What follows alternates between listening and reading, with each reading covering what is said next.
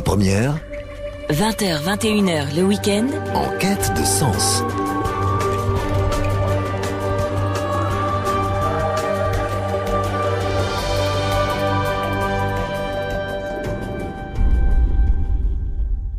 À chacun et à chacune d'entre vous, bonsoir. Georges Quenon, au micro de la Voix protestante. Comme vous avez pu le remarquer, il y a changement de présentateur. En effet, après 45 ans comme présentateur de nos émissions radio et télévision, le pasteur Robert Hostetter part à la retraite. C'est donc avec une certaine émotion que nous voulons lui exprimer notre reconnaissance pour toutes ces années consacrées à la transmission et au service des diverses expressions de foi de la grande famille protestante si diversifiée. Si le pasteur Hostetter quitte la présentation de nos émissions, nous aurons encore la joie de le réentendre à certains moments. Il viendra nous rejoindre pour certaines émissions. L'invitée de l'émission de ce soir est la pasteure Marilyn Demeuse. Le thème de sa méditation se présente sous forme d'une question. Comment l'amour de Dieu manifesté concourt-il au bien de l'humanité?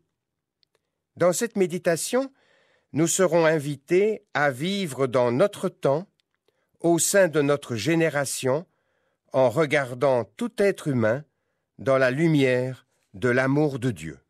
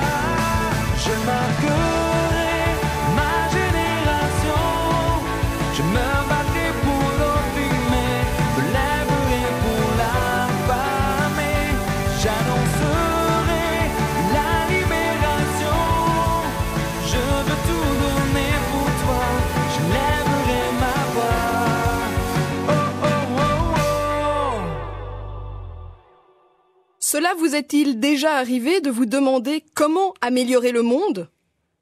C'est trop vaste. Soyons moins gourmands.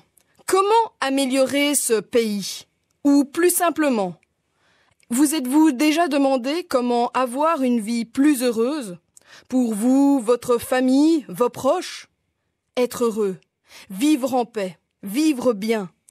C'est un peu ce que nous cherchons tous à vivre, mais comment atteindre ce bonheur?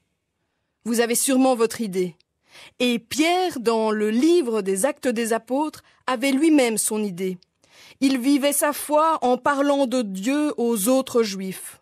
Dieu, celui qu'on nomme aussi le Dieu d'Abraham, d'Isaac et de Jacob.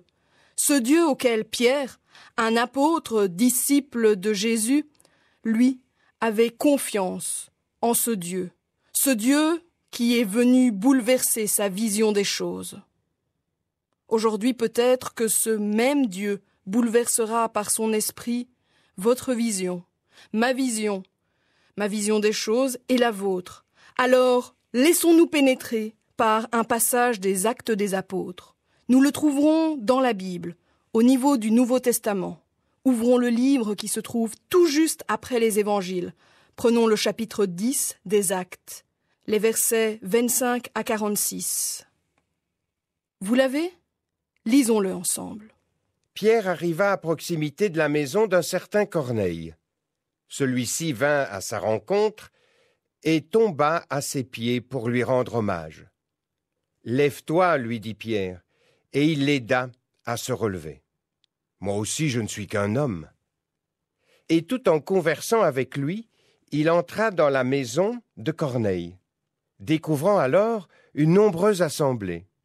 Il déclara, comme vous le savez, c'est un crime pour un juif que d'avoir des relations suivies ou même quelques contacts avec un étranger.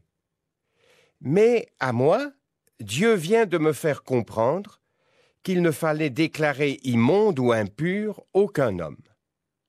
Alors Pierre, continuant à parler, dit à tous ceux qui étaient chez Corneille, « Je me rends compte en vérité que Dieu est impartial, et qu'en toute nation, quiconque croit en lui et pratique la justice, trouve accueil auprès de lui. » Pierre parlait encore quand l'Esprit Saint tomba sur tous ceux qui étaient en train d'écouter la parole. Ce fut de la stupeur parmi les croyants juifs qui avaient accompagné Pierre. Ainsi, jusque sur les nations païennes, le don de l'Esprit Saint était maintenant répandu. Ils entendaient ces gens en effet parler en langue et célébrer la grandeur de Dieu. Pierre reprit alors la parole. Quelques-uns pourraient-ils empêcher de baptiser par l'eau ces gens qui, tout comme nous, ont reçu l'Esprit Saint? Il donna l'ordre de les baptiser au nom de Jésus-Christ, et ils lui demandèrent alors de rester encore quelques jours. Nous n'avons lu qu'une portion de l'histoire. Si vous ne la connaissiez pas, je vous invite à la relire dans son contexte, à savoir tout le chapitre 10, après ce moment radio. Pour maintenant, voyons déjà ensemble quelques détails qui nous aideront peut-être à améliorer nos vies et, qui sait, notre monde. Pierre, qui était d'origine juive, avait ses petits principes. Pour lui, la pratique de la loi était importante. Certaines de ces lois qu'il pratiquait nous sont encore connues aujourd'hui. Manger uniquement ce qui est cachère, ce que nous appelons comme cachère aujourd'hui. Autrement dit, manger des animaux avec le sabot fendu et qui ruminent. Puis ici, dans les versets 28 et 29, il nous est parlé d'avoir une loi sur le fait de ne fréquenter que les personnes de sa religion, de peur peut-être d'être perverti dans ses pensées, ses actes ou ses idées, ou plus simplement pour rester centré sur certains plus que d'autres. Pierre avait ses règles et ses valeurs, et comme lui, nous avons chacun nos règles et nos valeurs. Pour vous, dans certains domaines, les choses doivent être comme ci ou comme ça, mais pas autrement. Ce qui est humain, car pour vivre, nous avons parfois besoin d'un cadre, de limites, d'une zone de sécurité. Le cadre dans lequel nous vivons nous a bien souvent été inculqué par nos proches et nos parents, et nous-mêmes nous le vivons, nous nous y conformons et nous le transmettons. Pierre avait grandi dans un contexte où, depuis qu'il était petit, ses parents, son entourage et bien d'autres encore lui demandaient de se conformer à la règle. Petit, combien de fois a-t-il dû entendre, comme un enfant, de ne pas aller jouer avec l'autre là, celui qui n'était pas juif? Ou, au travers de la nourriture, sur l'étal d'un marché, lui a-t-on dit de ne pas aller la manger, car c'était la nourriture uniquement pour les Romains, pas pour lui. Avec le temps, ses coutumes, ses habitudes ont fini par faire partie de lui. C'était devenu normal. Et là, chose étonnante, Pierre, malgré toutes ses croyances, malgré toutes ses traditions, revoit sa position en déclarant que Dieu a changé son regard. Au verset 19 et suivant déjà, suite à l'intervention et l'interpellation de l'Esprit Saint de Dieu, Pierre a revu sa compréhension de la loi sur le thème de la nourriture. Puis, il revoit aussi sa position en matière d'accueil du prochain, de contact avec l'autre, celui qu'il ne connaît pas, celui qui est tout autre, étranger, différent. Il se met à le regarder. C'est donc ici, dans un contexte où Pierre est tenu par ses valeurs et coutumes, qu'il pense beaucoup de choses impossibles, que Dieu vient par son Saint-Esprit, par sa présence, retourner toute sa perspective au point de rendre ce qui était impossible possible. Ici se passe, somme toute, une conversion de regard pour Pierre. En effet, selon sa perspective, Pierre n'aurait ni regardé, ni parlé à Corneille. Pourtant, là, il en est tout autrement.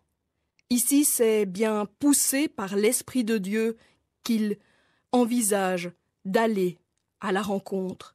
Et quelle découverte!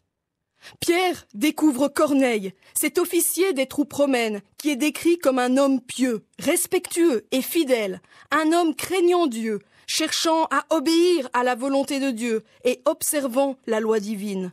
C'est un homme qui, du haut de sa fonction, devant tous, ses amis, sa famille, est prêt à s'humilier, à s'agenouiller devant Pierre.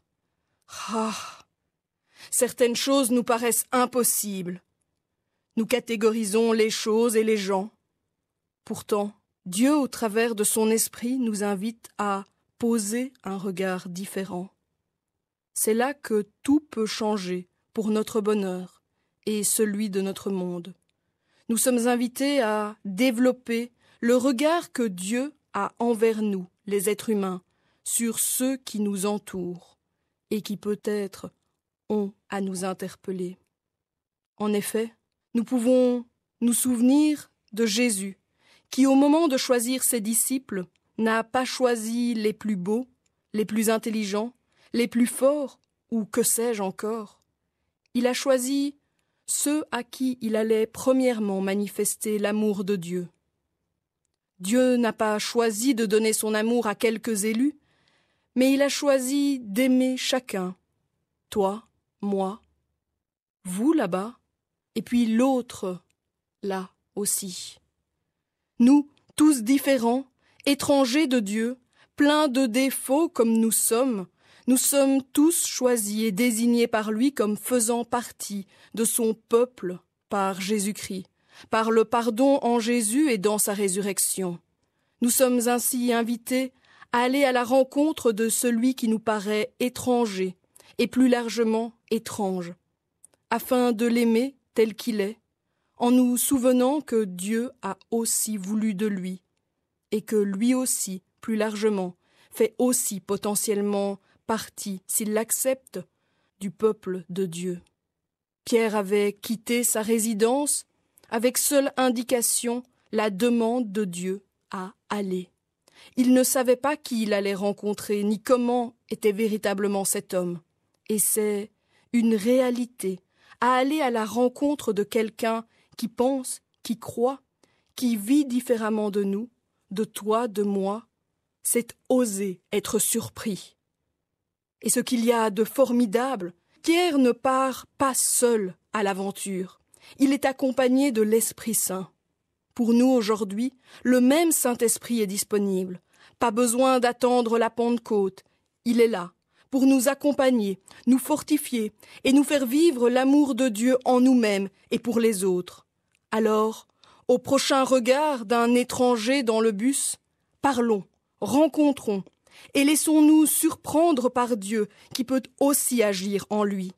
À la prochaine rencontre d'une voisine, écoutons, discutons, et laissons-nous interpeller par le fait que l'Esprit Saint est celui qui convainc les cœurs de vivre l'amour de Dieu. Alors, par ton geste d'amour, par ton regard bienveillant, par ton oreille à l'écoute, ce sera l'amour et la présence de Dieu qui se manifesteront. Alors, de geste en geste, à l'écoute du Saint-Esprit, comme Pierre, nous permettrons à tous ceux qui cherchent à vivre le bien et le bonheur de le toucher du bout des doigts, de toucher du bout des doigts la présence et l'amour de Dieu, jusqu'à le vivre. L'immensité de ta grandeur me montre que je ne suis rien. Vous pouvez obtenir le texte de la méditation de la pasteure Marilyn Demeuse sur simple demande adressée à la radio-télévision protestante, rue Brognier, 44, à 1070 Bruxelles. Vous avez aussi la possibilité de consulter le site www.aprt.be. C'était la Voix protestante. Je vous souhaite une très belle soirée et vous fixe rendez-vous à samedi prochain. Toi seul pouvais me libérer. C'est pourquoi je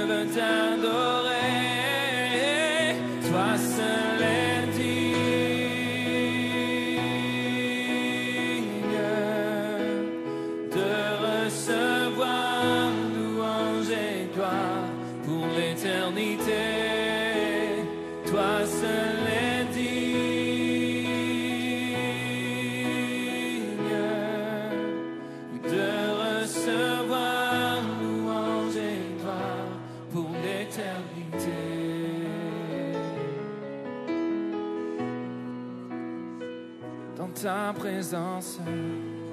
présence, je me tiens.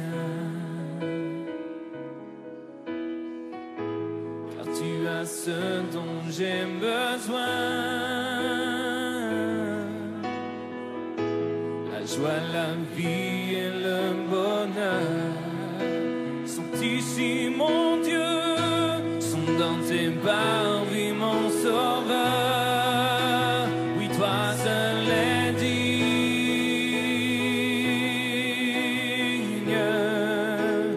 de recevoir louange et gloire pour l'éternité. Toi seul es digne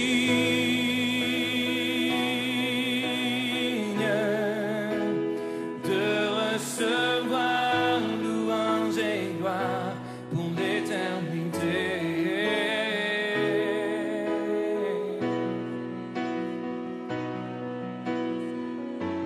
Oh, Alléluia.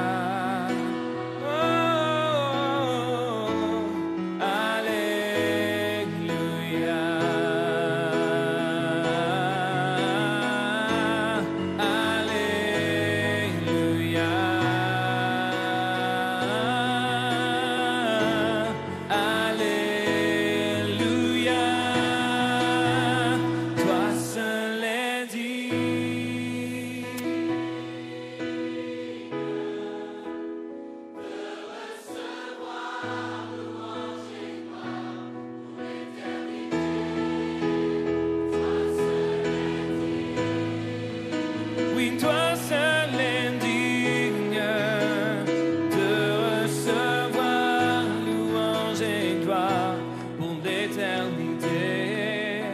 Oh, de recevoir louange et gloire pour l'éternité.